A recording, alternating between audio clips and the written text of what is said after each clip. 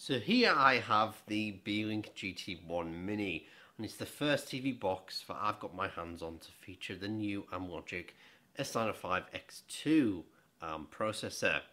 Now this retails for about £60, so it's not cheap, but it comes with a decent amount of spec. 4GB of RAM, as well as that OK connectivity, I guess, and dual band Wi-Fi. I'll list the full specification when we unbox it just in a second. Now, if you're not interested in the unboxing, that's fine, just skip ahead and we can get straight into it. But yeah, quite an interesting little box. It's very little, so I'm interested to see how well this performs, especially with the new processor. So quite excited. Anyway, my name's Matthew, and let's get into this.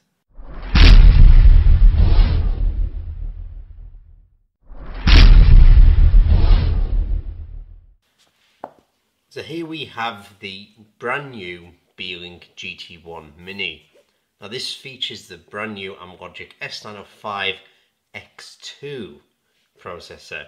So I'm really interested to see the performance of this new CPU Amlogic brought out. But to be honest with you, we're still not really finished with the other lot of sockets that they've released over the last couple of years.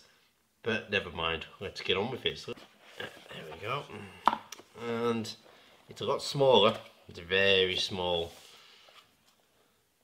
It's more like that, what was it called? The Beelink A1 Mega Coaster. Beelink A1, I think it was, that we looked at a while ago, and well, the least we talk about that box the better, I think. But yeah, a very small box, very small. So put it to one side, let's see what else we get. We get a what looks like a fancy remote, and yes, so this is running off a dongle, as we can see, and this will plug into the Beelink. Now this is something new. I've not seen that often, especially from Beelink, them doing something like that. So normally this sort of configuration normally allows you to shut down the box, but it doesn't normally allow you to actually turn the box on. So I'm interested to see how they've got around that, because normally the IR function does that, unless it's got an IR. Yeah, I wonder if it's got an IR built in as well. Anyway, we'll have a look at that when we turn it on and see what happens. We've got a little instruction manual just there, but there we go. We get a standard HDMI cable with it. Nice Beelink HDMI cable. Does make it look a bit nicer. Some more box packaging there, and we of course get the power supply. Now, that's a good quality power supply, that is. The reason I can tell that is because it meets, I reckon this would meet EU and UK safety standards, just looking on it, just glancing at it. But yeah, good quality power supply that, so I'm pleased to see that in the box. Anyway, I'm curious to see how this works and how well it performs. So anyway, let's go and turn this box on now. Let's see what it's all about. Okay, so I've literally just turned it on, and here we are at the welcome menu, and I'm using this remote, and so far so good. It feels quite nice in hand, but we'll see how it performs. So yeah, I'm English, so we'll just skip that.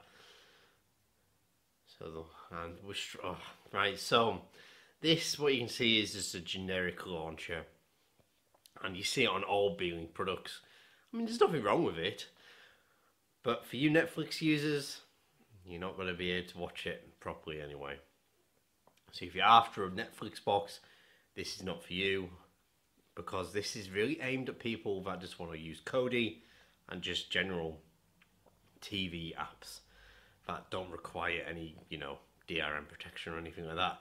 This is not a Netflix device, or Amazon Prime even. It's not really aimed at those sort of users. So now I've just connected it to the internet, no problems there, and straight away, as you can see, we have an update come through for this box. Great to see. So we'll install that and install the other things as well.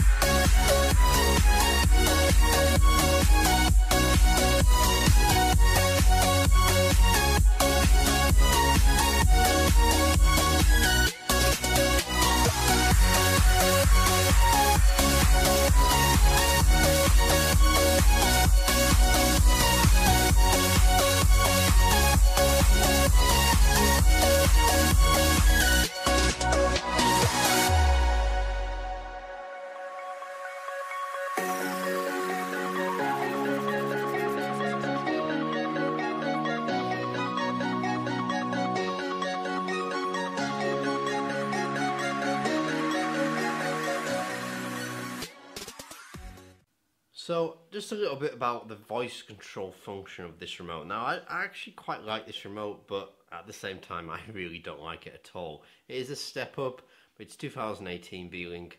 Really, this should have a mouse function on it, an air mouse even. It doesn't have that at all.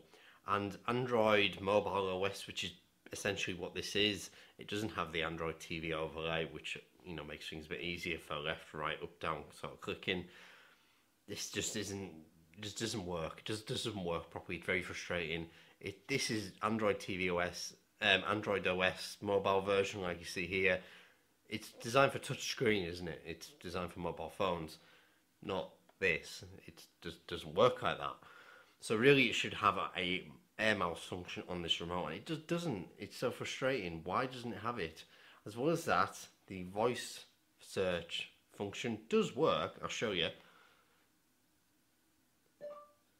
MXQ project,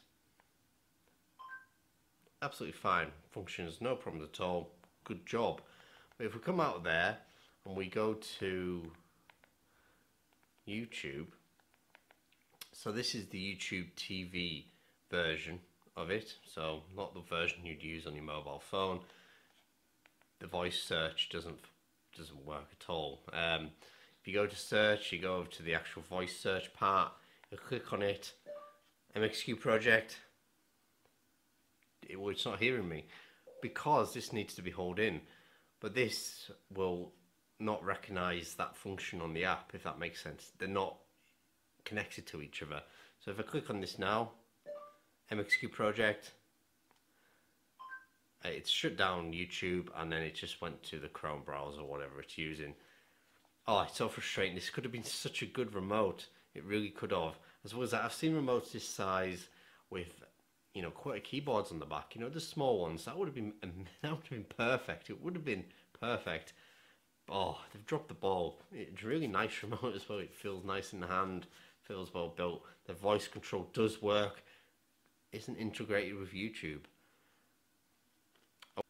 So that is the Beelink GT1 Mini. What do you think of it? Let me know in the comment section below. What do I think of it? Well, general performance is really, really good. The menus are silky smooth. Everything worked really, really well. As well as that, 4K video playback was pretty smooth. YouTube 4K, and as well as that, we had those test samples as well, and they played pretty darn well. As well as that, N64, really impressed by that. Generally, these cheaper boxes with these cheaper processors in them, you know, they're not exactly high-powered processors like we get in our modern mobile phones. They're not high-powered ARM processors. But this, it done a decent job. I was quite impressed by it. For N64, notoriously hard to emulate. So I'm going to investigate that a little bit further, see how Dreamcast and that performs maybe as well. Now, would I recommend this box? Not just yet, I don't think. I really want to see how the other processor lineup pans out. The S922, for example, is Amlogic's latest flagship, and I'll be interested to see how well that performs. But for now, I'm not quite recommending it because I really do want to see how developers have a take on this as well, see what things we can get running on it. And yeah, but so far so good. Really good effort, I think. Just that voice control is a bit of a letdown, doesn't quite work properly, as well as that it's missing that all important air mouse function. it's nearly 2019 Beelink, you really should be putting that in, because Android mobile OS really isn't designed for up, down, left, right.